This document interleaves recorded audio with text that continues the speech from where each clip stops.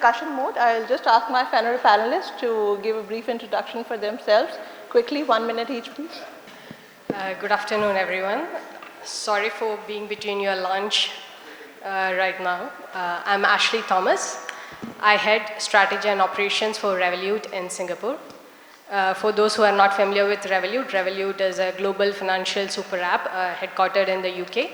We have globally over 60 million retail users and a few 100,000 SME customers globally. Hi everyone. Happy Friday. I'm looking forward to Chinese New Year next week. I'm not sure about you guys. Ying here, I run Adaptive Capital Partners. We are early to growth stage venture fund. We look at investment predominantly in US, and I would say we have about 40% of exposure in US right now, another 60% in Singapore, Southeast Asia.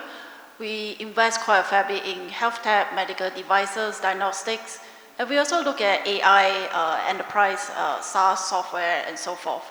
I'm a former operator. Joined Grab when you are still in a very early infancy stage. Quickly scale out one of the business unit, the private car ride hailing. So today I'll be sharing quite a fair bit of my experience from there. Hi, good morning everyone. My name is Choo.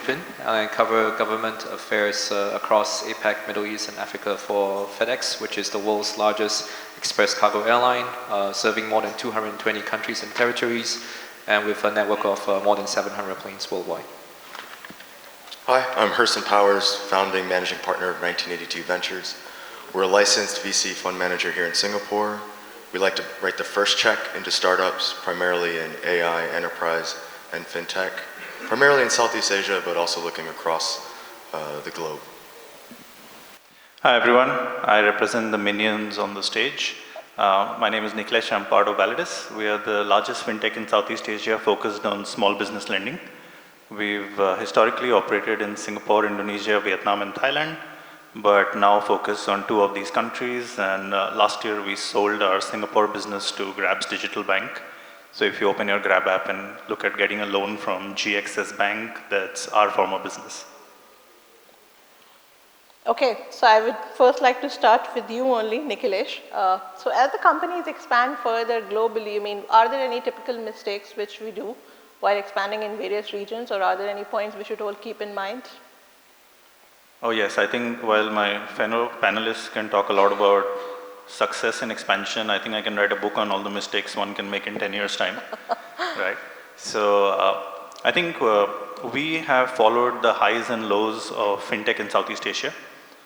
We've raised over $100 million of equity capital from various investors, used that to quickly run and form our presence in 4 markets, and now scaled back 2 of them.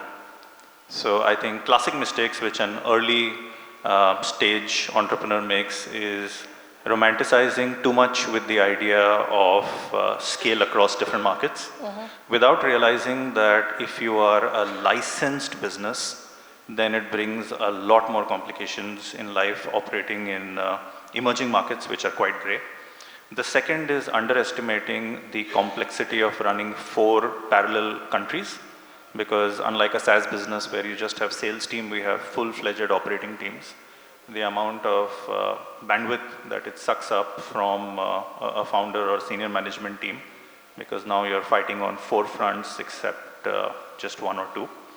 And the last is sometimes being guilty of copying what supposedly more successful players are doing. You know, for example, Grab. I mean, they're the biggest success story in the region. We saw them expanding to 7 markets and thought that's exactly what we should be doing, realizing that maybe what works for others may not work for us. And in the end, we've seen a lot of large players also, you know, cut back from countries like Vietnam, Philippines, etc. So I think broadly those are the big ones, but we are here none the wiser, still building on. Sure. Herston, coming to you, what's that one single mistake which you would like to tell people they should be aware of while entering new markets? Yeah, I think you hit on it. For fintech, it's regulation. The underestimating how difficult it is to actually scale regionally when you're a licensed business. So that's actually what stops you. So being able to kind of embed compliance and the things that regulators need on reporting as part of your kind of core operating system, for lack of a better term, will allow you to go faster. But this is the thing that I think most fintechs generally underestimate.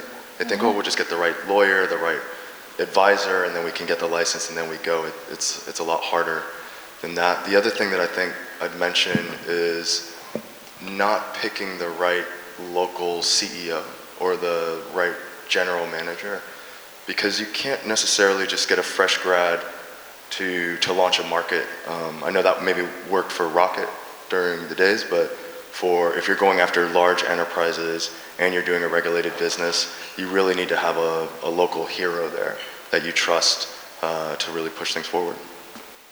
Sure.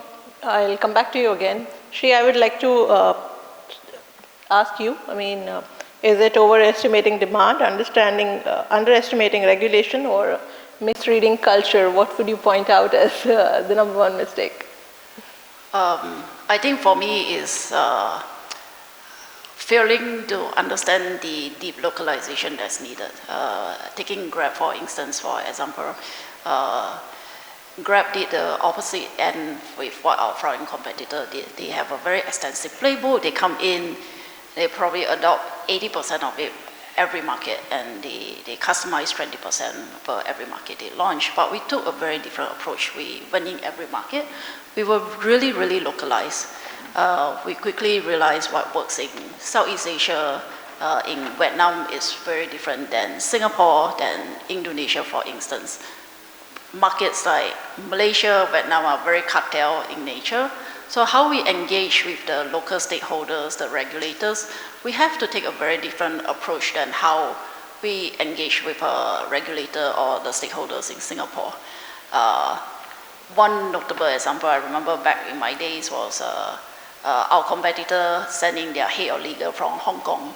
And the poor guy came dressed out in all his suit, flew in on Monday, sat down for meetings, engaging with the local regulators. But we went in, we spoke the local language, we dressed up in our baju Melayu, our kebaya, we sat down, we have tea, we eat our hands, we have lunch with them. And we sat down and we listened, what are their concerns? We find out like, okay, the biggest concern for them is the taxi industry is a huge voter group for them. And the LTA equivalent does not want to look back and lose votes eventually, right, for the ruling government. So then we dig a little bit deeper. They were concerned about safety issues, how do you prove? And we're like, these are not like things on the app feature or the user UI can address. We need to really go all out and convince the regulators to regulate this space, to approve private car ride hailing. So we started putting in things like, let's put together the insurance. Then we run into problems like no insurance players will underwrite us. We have to look at background check, training of the drivers. So it's a combination of offline and online effort, but every market is very different. And the team that engaged Singapore took a very different approach because the market, the regulators are a lot more sophisticated. So the engagement is drastically different as well. Okay. Choo, I'd like to come to you now because you typically deal with the government, and when you're dealing with them, there are a lot of regulatory issues that have to be navigated. So what are the lessons learned while dealing with them?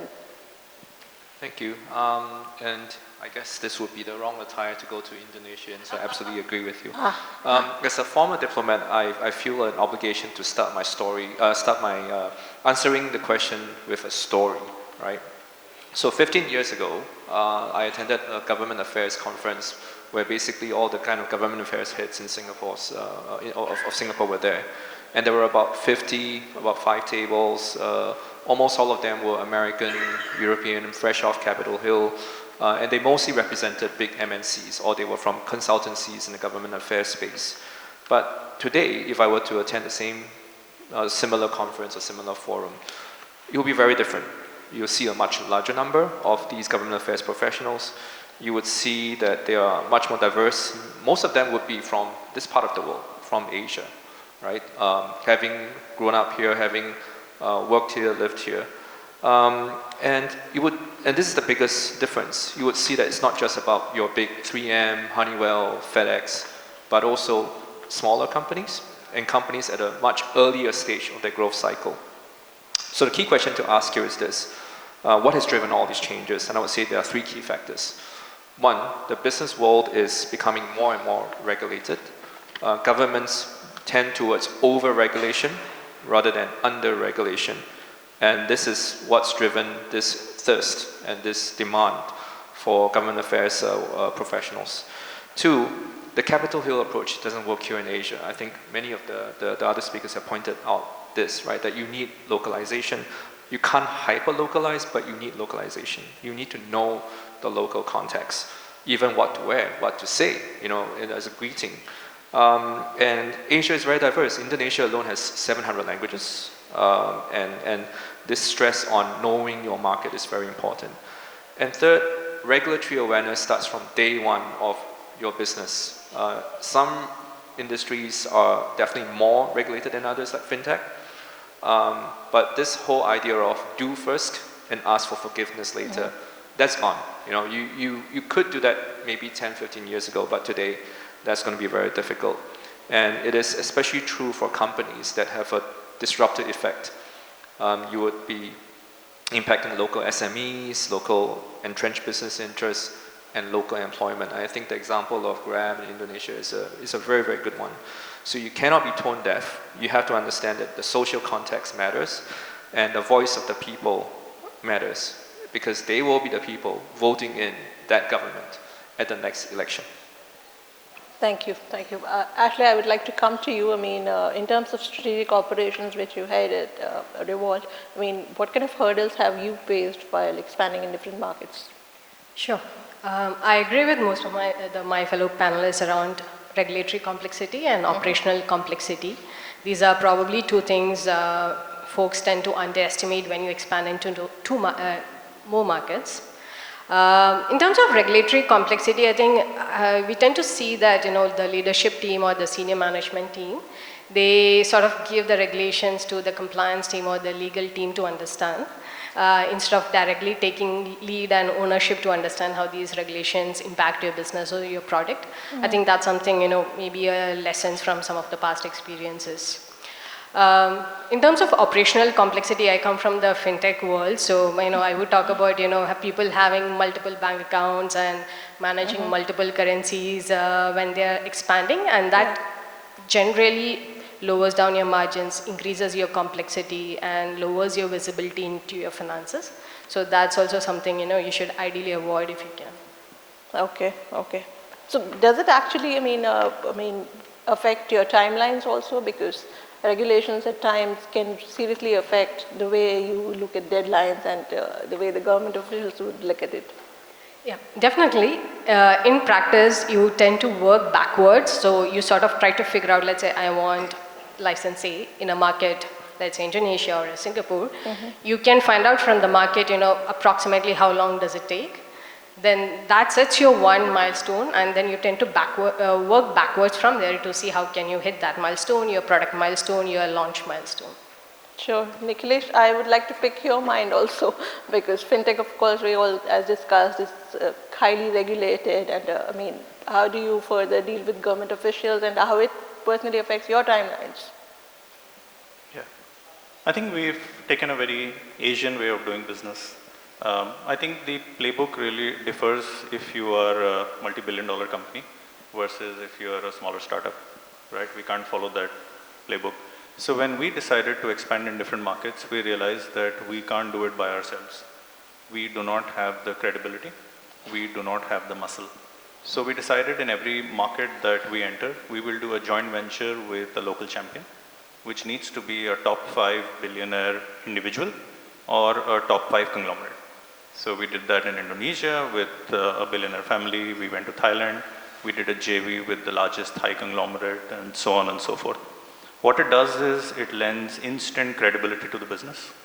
It opens doors, and it negates the problem of having to deal with kickbacks, cash, bribes, etc., because the local partner's cloud takes care of it. Now this playbook may not work for large corporates because you can't do it, but it worked really well for us. But in terms of setbacks, there are many which are beyond our control. For example, we set up our business 10 years ago when fintech lending had become popular in the West, but not so much in Southeast Asia. So almost every single market that we started before there was a clear licensing framework. In most countries, we would start the business small, wait till the licensing framework comes, and then fit into that framework. But Vietnam was a classic example where we started 6 years ago. The central bank said, next quarter we'll come up with a license. That next quarter kept getting rolled by another quarter. And after 6 years, there is still no license. And we had to take a very painful decision of burning money for 6 years and then just exiting the market. So, yeah, I mean, you can have all the plans in the world, but I think sometimes how governments and regulators work is just beyond us. Sure. So Herston, coming to you, I want to understand, I mean, does international expansion also affect the kind of valuation startups would look at while pitching? Yes, definitely. I think in Southeast Asia, sometimes we're a little bit too focused just on Southeast Asia. So Singapore to Malaysia, Singapore to Indonesia. We're interested in founders that are global from day one, going for US, German, Japanese, Australian clients. So we value those companies much higher. Generally, we think the outcomes can be much larger. And if they are enterprise focused, then if they're only talking about their home market, then we generally think that this founder's not going to do it. It's just, this market's not big enough, to be very frank. And if you're only looking at doing Southeast Asia expansion, again, you're not big enough. As a VC, so I own my VC fund, I'm not an employee. I have to think about it in the same way, right? So when I speak to international and institutional investors, they're telling me Southeast Asia is not interesting. They don't want to touch it. That's what you will feel as a startup, and that's what you're going to feel as a fund manager. So I'm making the same steps that I'm asking my entrepreneurs and my founders to do, is to start saying, how do I look outside of it? Because there's no reason why we can't build global tier 1 enterprise fintech, enterprise payments, AI companies from Singapore and selling to the world. And I don't think being in Singapore should limit our ambitions there. Okay, sure. She, coming to you, does international expansion, you also feel improves the valuation narrative, as I asked Herston, or has the market become more skeptical of growth at all costs? I think I have a slightly different viewpoint. Maybe I often two different lens, right? If you are looking from direct to consumers or B2C, 5 years ago, any startup, let's say we just raised a Series A, B round, we want to raise, expand to a second or third country, it becomes a very attractive story. But fast forward, the industry has also evolved how we look at companies. Now, if one of our portfolio comes and say, oh, we're going to launch the second and third market in the next 12 to 18 months, my first question is, show me your data points, show me your plan, what is your budget, have you done enough on-ground studies, what is the sustainable capital efficiency, have you hit saturation point at your current market? These are the questions that I really ask them to think really deeply thorough, because I want to probe what's their thought process, how much homework have they done, have they really thought this through? Then we can start talking about numbers, you see. That's one part of it. But we also look at quite a fair bit into companies in the medical device space. That is also a highly regulated space. I do come across companies where their product, for instance, this is a question of, you ask yourself, internally, what are we good at? Their product is very suitable for dense tissue, which is suitable for Asian population. And they have investors coming to them and say, we want to see the US story. We want you to go for FDA. I was like, hang on a minute. Are we overstretching yourself? Because your product is designed in such a way to fit in the Asian cohort, and your new investors is asking you to look at entirely new different market, and you have to go back to the drawing board. And I took a slightly unpopular approach. I was like, if you're really strong in this area in this region, your product is designed for this region, your competitors cannot penetrate in, stay here. Look at Japan, look at Korea for your exit point and fetch your exit multiple that you're looking for. Let's not stretch ourselves so far to go to the US immediately. Okay. I'm exact opposite. So if you're, and I agree with that point, if you're only focused on Asian markets, then it makes no sense to go to the US and focus on that. But I think the difference between success in at least AI and enterprise fintech is how fast the CEO actually moves to the US. So I've had 3 founders move to the US in the last four months. They're not waiting for Series A. They get one anchor client, they get one pull, they're there. Because they realize if we're playing the same game that at least I as a VC want, I need 100x. You're not gonna get that sitting in Singapore. So the faster they can get to the US or any other big market, we're totally supportive of that. Well taken. So Penang, I would like to come to you again. I mean, which one has been the toughest out of all the markets across the Asia Pacific region while dealing with the governments in terms of the regulatory standpoint? Well, that's putting me in a very difficult spot. Well, I would say generally, markets which are growing the fastest are also going to be the ones where regulation tries to play catch up, right? So those are the markets you probably want to have more resources, more people kind of looking at it. But in general, it doesn't mean that one market is easy and therefore, it's easy to get into, or one market is difficult regulatory-wise, because there's a lot of cross-pollination and there's a lot of cross-infection. And what do I mean by that? Very often, especially here in Southeast Asia, you'll see that regulators are kind of talking to one another very, very closely, comparing notes, and they're looking for, what's the best model, or what can I just take and use.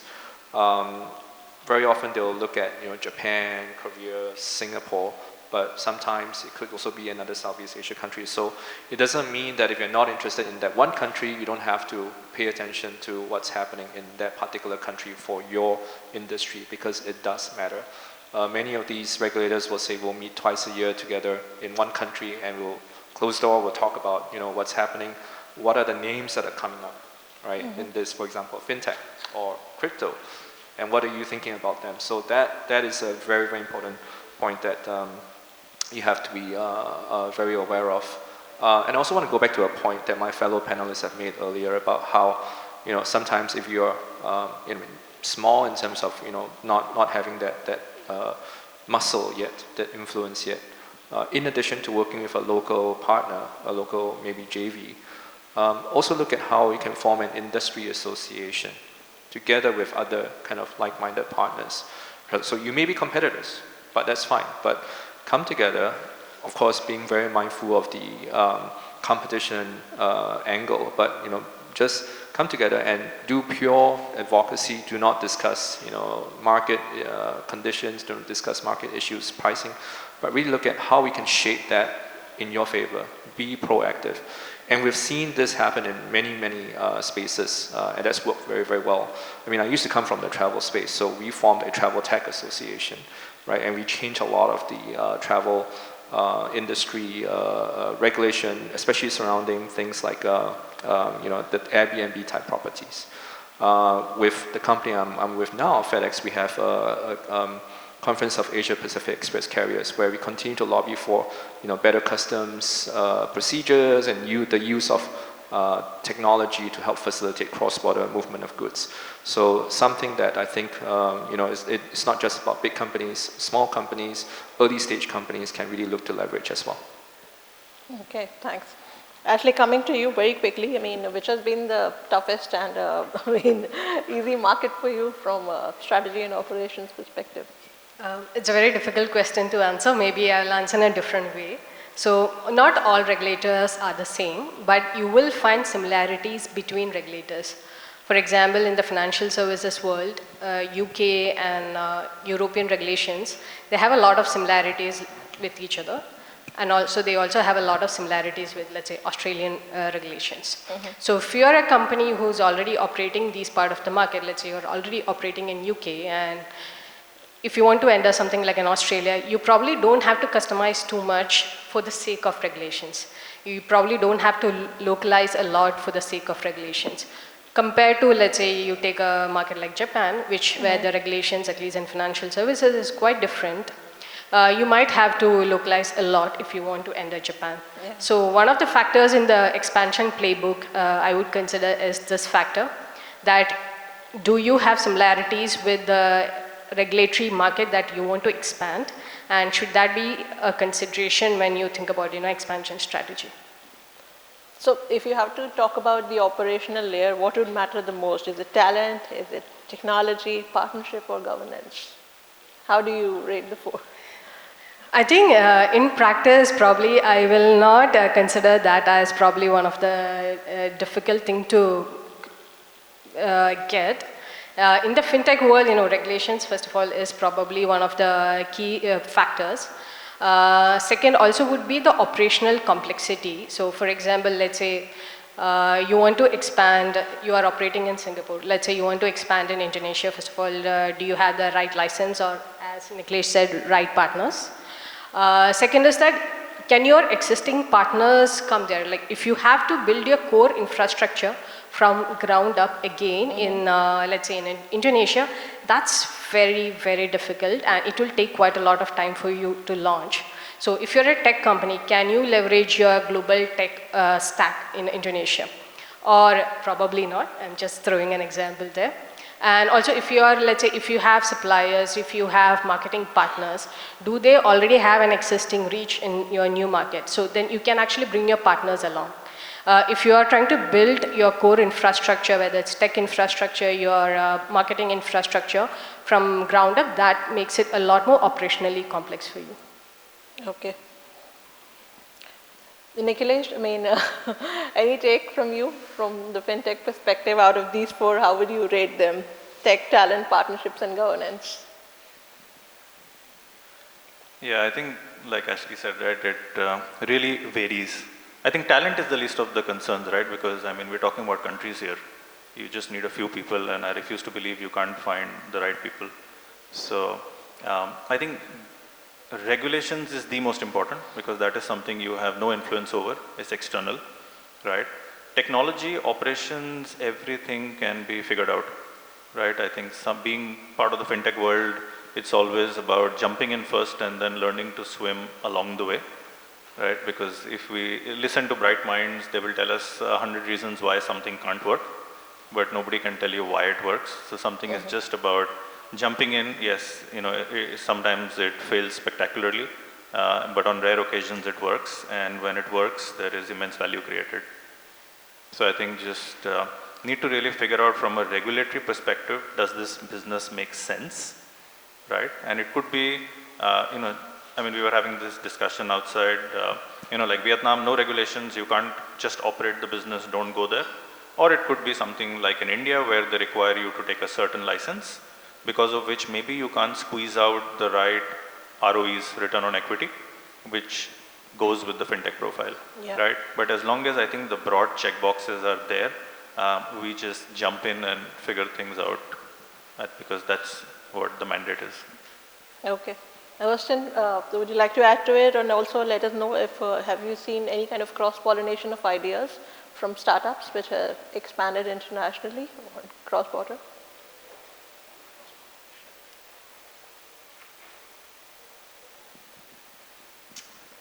I'm not sure if it's exactly just a cross-pollination of ideas between startups. I think of one example from our portfolio. It's from our Fund 1. It's a Bangladeshi company. They are like the Expedia or Traveloka or Trip.com of Bangladesh. And we actually weren't that excited about Bangladesh, but we said, you know what, this is a prototype founder. Let's just back him. Within a year, he acquired a business in Pakistan. He went down in Lahore, I believe. 6 months had learned the language and had built a pretty good culture across Bangladesh and Pakistan. Then he got some more investment, and then he comes to us and says, I'm coming to Singapore. And we're like, what? What are you doing? Focus. You're 10 years ahead of everybody else in a very large part of the world, population-wise. And he said, Herston, all of those construction workers you see in Singapore, they're from Bangladesh. And they pay 25% more in airfare to come back home than you or I would pay. It's like, okay, well that's interesting. Still small market. Within 6 months, he had 100% of the Bangladeshi population in Singapore on his app buying the flights back home. Then we connect him to MAS. Then he gets, in principle, approval to then start doing remittance back to Bangladesh. Now he's in Malaysia. Learned everything that he learned here in Singapore, he's applying to Malaysia. 17x size the market, and guess what? There's another 15 or 20 million of these guys in Saudi Arabia, Qatar, UAE. So I'm not sure if there was like a cross-pollination of ideas, but he learned by doing and by being bold. And I just think it's an amazing story of what it takes to actually do it, to go there, be the guy on the ground, and then actually create the culture. Okay, interesting. So would you also like to share any such anecdote? I mean, before founders think about expanding across regions in 2026? I think the deep localization, again, coming back to localization and the playbook, right? What works out really well for us back then, we have a very central team. Every time we launch a new market, we hire people on the ground. But that's how we are able to keep ourselves very nimble, very agile. And we quickly realize what we've learned in one market will not work in another market as well. But at the same time, your leadership team and your governance have to be very strong to be able to dedicate the resources and the bandwidth to look into what are the key decisions that needs to be done on a very immediate impact. The data points that comes roll back out to the central management team to help us to make the decision, who's not on the ground to observe firsthand what's going on. So the structure on how expansion should be set up needs to be, you need to find a clear balance between the central management decision and also how much do you delegate to the local team. Your core structure, your app, your infra, all these will be run off from, let's say, your Singapore hub. But your marketing, your partnership, your local playbook is very much a localized decision. Okay. So, Penang, one piece of advice for founders before they expand? Well, if there's one thing I hope I can leave this room with, it's this. Maybe you have a mindset change that requires a balance between the compliance mindset, where I go engage the government because I need a license. Of course, you don't stick your head out for nothing. That doesn't make sense as well. But being proactive has its benefits. Shaping that space that you're in, right? Maybe something in terms of current regulation won't work. But if you gather enough momentum from people, from the public who use your services or who use your product, that may generate enough momentum for that to change, for the regulatory environment to change. One area that is very ripe for this is the adoption of AI. I think a lot of governments in the region are talking about, they want to embrace AI. But the reality is most governments don't quite know how to handle it. They don't quite know how to think about it, use it. What does it mean for their economy, their workforce, how to get the workforce to embrace it, or else risk falling behind, and how should they regulate it? I think this is a space that needs so much engagement with government, because the people sitting here in this room, the people who are in this field, have to be the ones providing the idea. The government doesn't know. I mean, except for a few governments in the region that have spent that money to build like a GovTech, but otherwise many of them are just waiting for the industry to give them that input. So it's not just about reactive, it's not just about, I need this license, otherwise I'll keep quiet. Go out there and start engaging, start shaping the space and make it your own. That's the way to really succeed cross-border. Okay, Ashley, quickly, one piece of advice. Sure. I'm not a founder, so whatever I say, please take it with a pinch of salt.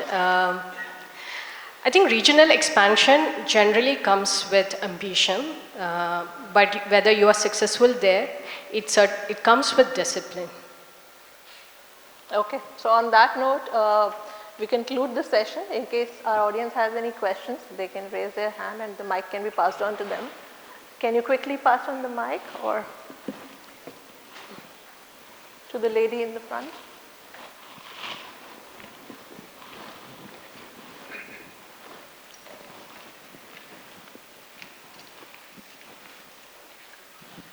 Hello, Sally Clark.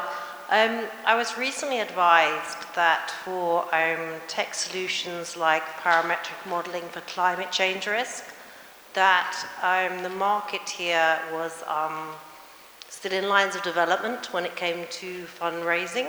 Would you say that's true? What sector? Sorry, I didn't. In parametric modeling for climate risk. Would you say technology solutions like that, the market in terms of investment, the local investment market still in lines of development? Sorry to throw it to you. I think you're wanting to find out like how the position, right, for the fundraising, for instance. And I presume, do you run the startup that is in this space or you're advising? I'm involved in it, yes. Okay. It's quite a niche field, if I to be honest. There are a few players that's very much centric in terms more on the clean energy solution, all this. But at the same time, finding the right anchor in terms of who are the strategies, all this to help you to quickly scale out, not just from investment point of view, but you should think of it from a long-term partnership. There are certain families in this region who do have the mandate or appetite to look into investment into such companies as part of their ESG mandate or in terms of their commercial traction complementary framework. Yeah, I like what you're saying because listening to a VC on your strategy is probably the worst thing you can do as a VC. You know? And if you're expanding to a particular market to get a valuation or to better your fundraising story, it's probably not going to work. You need to find where the customers are. And Xing's exactly right. I think there's enough families here with that mandate that would be interested in speaking to you. Thank you very much. Thank you. Any other questions from the audience? The lady here and at the back. Hello, good afternoon. Thank you for an interesting discussion. I was just curious, since there's been a lot of talk about localization, expanding to emerging markets or developed markets and kind of evening the playing field.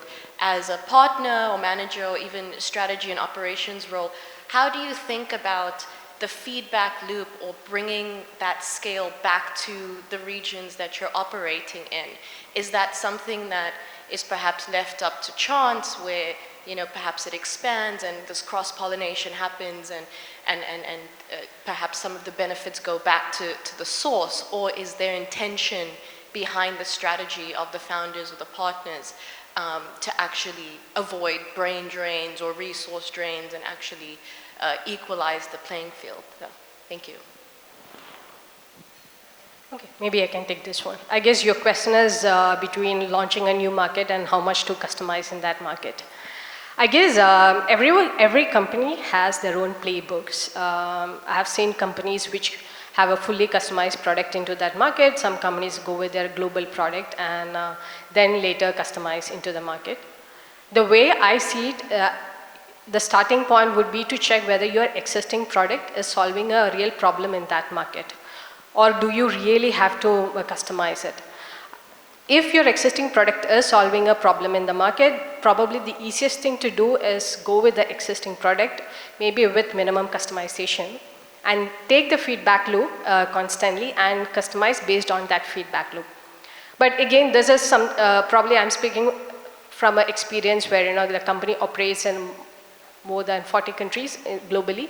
But if you are looking at just expanding to a second market, maybe the answer would change. Thank you. Okay, we'll just take one last question, and then I know you all have been waiting for lunch, and we'll break for lunch then. Hi there, thank you. I'm Kristen and I am a founder. I'm wondering what I've found that as I've looked to move into regions, that the ability or the payment gateways available and the tech that we use, if they're available in a region, just forces me to choose certain regions.